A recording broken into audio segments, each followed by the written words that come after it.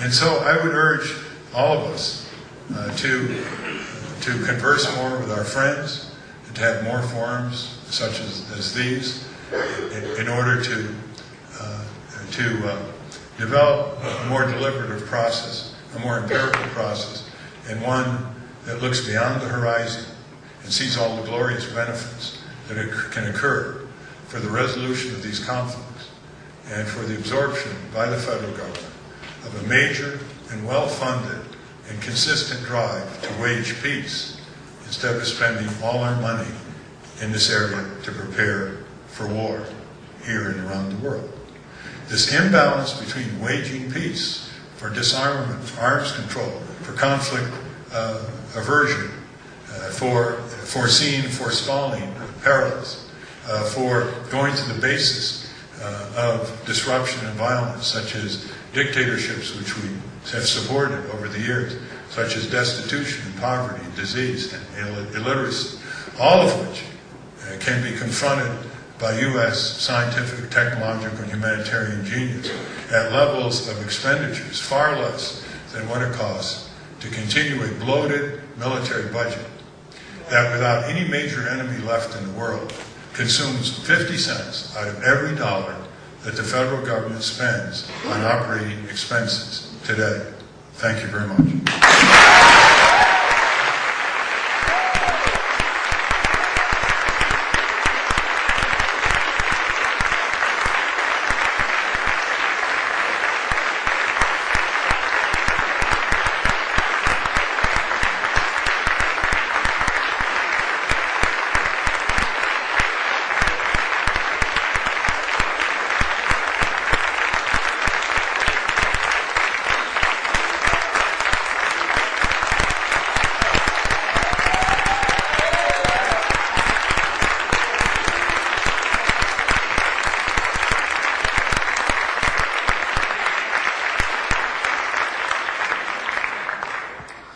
Thank you. We had invited Representative John QandA Jr., but I guess he didn't show. So we'll start the question and answer session. And is there a guy with a mic? The guy with the mic is over there. And so please raise your hand, and he will bring the mic to you. Go ahead.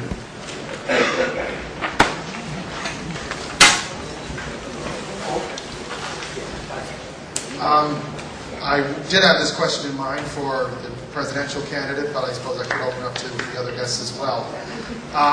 One thing that hasn't come up here so explicitly tonight, we've gone into the foreign policy adventures and misadventures that this administration has gone into without really going into the events that were used, that were the basis of it all.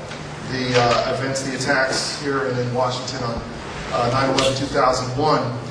Recently we had a so-called commission, independent commission so-called, submit a final report in which they didn't take it as their mandate to do any investigating of how so many things went so wrong at the worst possible time, but instead just thought, well, let's just whitewash and not assign blame and just decide how we're going to prevent things like this from happening in the future. My question is essentially, do you think that the American people should be satisfied with the results of this commission and their report, or should they push for a real investigation?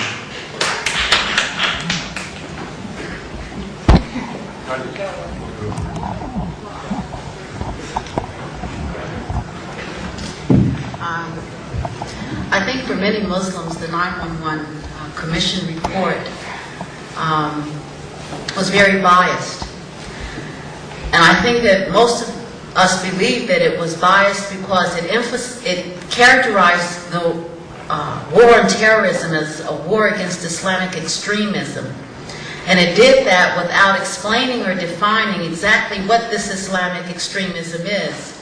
I think for most Muslims who are familiar with any type of Islamic doctrine or creed, we have a very difficult time accepting that Al-Qaeda or Osama bin Laden were actually Muslim.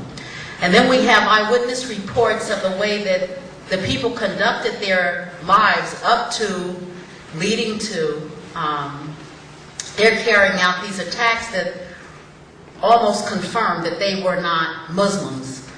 So to jump from, here we have a group of men who visit strip clubs, who drink, who visit horror houses. This is not the way a fundamentalist prepares to meet God. Okay?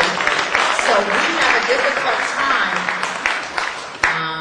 understanding that aspect of the report, that why isn't it enough that the war on terrorism be a war against all forms of terrorism, and particularly political motivated violence.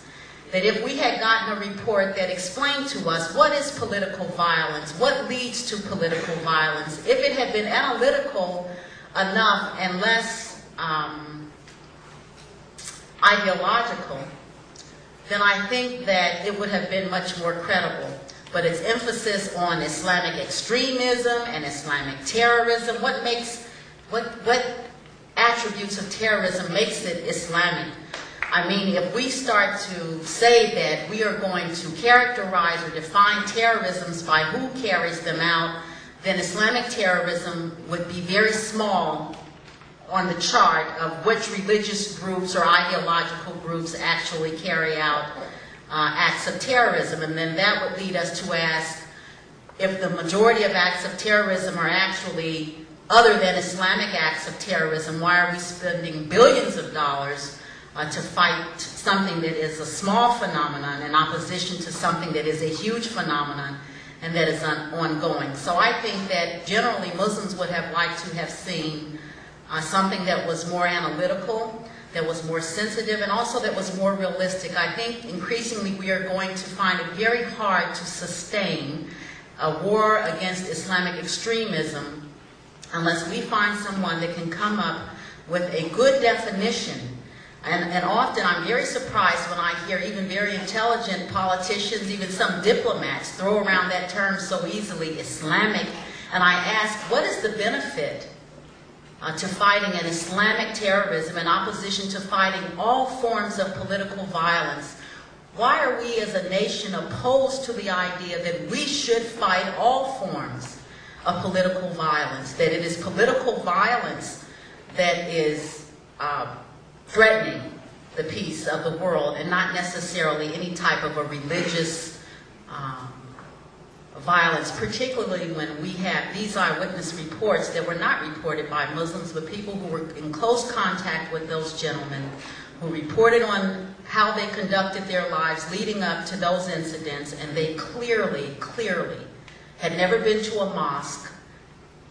There was nothing about them that you would have defined as a Muslim if someone had not come forward and said, these are Muslim men carrying out acts of Islamic terrorism. So for that reason, I think most Muslims are a little disappointed with the report, but I think that all of them would agree that we have a problem in the world today with political violence, with the idea that might makes right, that whoever has the biggest gun is right, whoever can scare the most people is going to get their way, and that all of us are subject to the tyranny of people who believe that violence should dictate out political outcomes.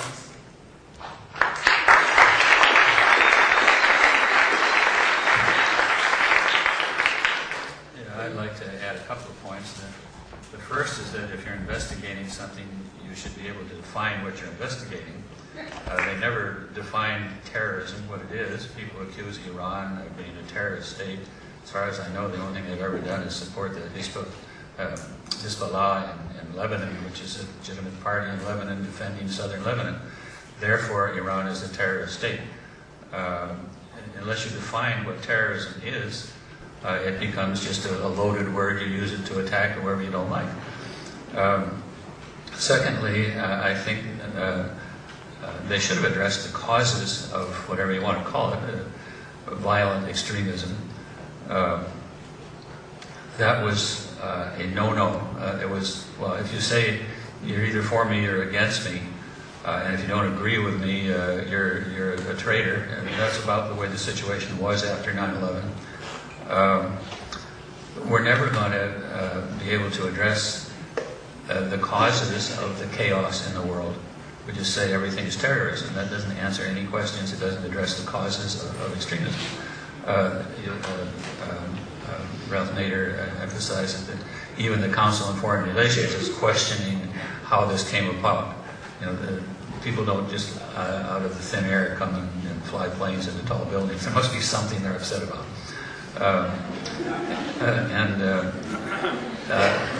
Within Leslie, no, not Leslie Gelt, the head of the Council on Foreign Relations. Leslie Gelt, right. He raised $1 million within the first 4 weeks after 9/11 to analyze the causes so that there could be some discussion in the White House and in the federal government. This is probably the only time in 200 years when there was no discussion. It was just off limits. And the 9/11 Commission, I think, has continued more of that. We're hiding in the sands, and I think we're exploiting terrorism to some extent as a political issue, and it's much too serious to do that.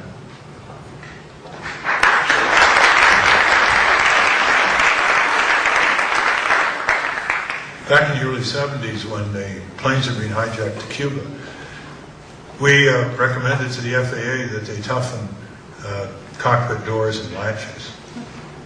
And the FAA refused to do so because the airlines didn't want to do so and didn't want to spend the money to refit their planes. You can imagine what one of my first reactions was after watching 9/11. That could have been prevented by a simple regulatory standard that wouldn't have prevented the hijack, but it would have prevented breaching those flimsy doors, taking control of the planes and turning them into missiles. And the 9/11 Commission did not pay attention to that. And it didn't pay attention to the importance of regulation and cutting a sequence before the disaster occurs. Instead, the attention was all the lack of communication between the intelligence agencies, and how they missed certain reports from field offices. It's all interesting to see how bureaucracies trip all over each other, no matter how much money they're given. In fact, there's almost a proportion between the more money they're given, the more likely they trip over each other, and less valid the intelligence.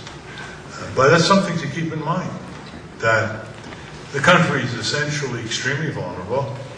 To try to figure out how to head off novel attacks is very, very difficult. For example, let's say there's a design now in the chemical plants, thousands of chemical plants with deadly toxics near populated areas. There's a lot of hindsight that can be developed. But it's very difficult without spending 5 times the gross national product to guard our country.